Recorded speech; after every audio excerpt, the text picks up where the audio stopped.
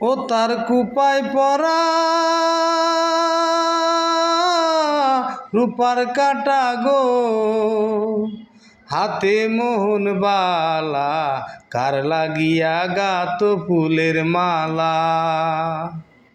শুনো গো রূপসী কন্যা গো, কার লাগিয়া গাত ফুলের মালা। কলসি কাঁধে জল ভরিতে নিত্য আসো নদীর ঘাটে, ও তার চিকন চাকন গঠন গাটন গো, ও তার চিকন চাকন